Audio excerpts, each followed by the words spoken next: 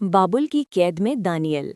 जब बाबुल का राजा नबूकदनेस्सर ने यरूशलेम पर आक्रमण किया, तब वह कई जवान इजरायली युवकों को अपने राज्य में ले गया। उनमें से एक था दानियल। राजा ने आज्ञा दी कि इन युवकों को दरबार में सेवा के योग्य बनाया जाए और उन्हें राजभोजन व दाख मधु यानी शराब दिया जाए। पर दानियल ने अपने मन में ठान लिया कि वह अपवित्र भोजन नहीं खाएगा। उसने सब्जियां और पानी ही मांगा। परमेश्वर ने उसकी निष्ठा देखी और उसे दूसरों से अधिक स्वस्थ, बुद्धिमान और सुंदर बनाया। स्वप्न का अर्थ बताना। राजा नबूकदनेस्सर ने एक अजीब स्वप्न देखा जिसका अर्थ कोई न बता सका, परंतु परमेश्वर ने दानियल को रहस्य प्रकट किया। उसने राजा को बताया कि उसका स्वप्न भविष्य के राज्यों के बारे में है।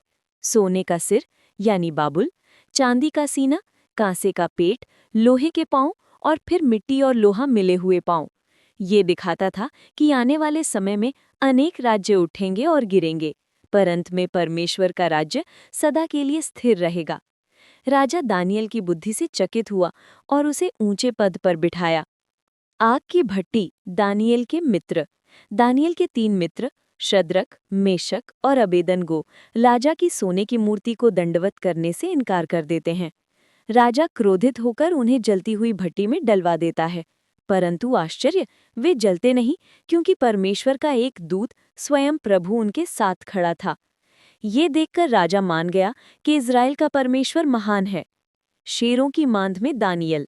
बाद में जब दानियल बहुत ऊंचे पद पर पहुंचे, तो कुछ दरबारियों ने उनसे ईर्ष्या की और राजा दारा यानी डेरियस को धोखा देकर एक नियम बनवाया कि कोई भी 30 दिन तक किसी और परमेश्वर से प्रार्थना नहीं करेगा, केवल राजा से ही याचना करेगा। दानियल प्रतिदिन 3 बार अपने परमेश्वर से प्रार्थना करते थे, इसलिए उन्हें पकड़कर शेरों की मांद में डाल दिया गया। परमेश्वर ने अपने दूत को भेजा और शेरों का मुंह बंद कर दिया। सुबह राजा आया और देखा कि दानियल सुरक्षित हैं। राजा प्रसन्न होकर आज्ञा दी कि दानियल का परमेश्वर ही सच्चा जीवता परमेश्वर है। दानियल का दर्शन और भविष्यवाणी। परमेश्वर ने दानियल को कई महान दर्शन दिए। 4 महान पशु, राज्यों का प्रतीक, मनुष्य के पुत्र का दर्शन जो आगे चलकर मसीहा यीशु मसीह के भविष्यवाणी थी, और अंतिम समय के बारे में रहस्योद्घाटन। शिक्षा। परमेश्वर में विश्वास करने वाला कभी अकेला नहीं रहता। सच्ची निष्ठा और प्रार्थना हमें विपत्ति से भी बचाती है। परमेश्वर की योजना मनुष्य की योजना से बड़ी है। शिक्षा। परमेश्वर में विश्वास करने वाला कभी अकेला नहीं रहता।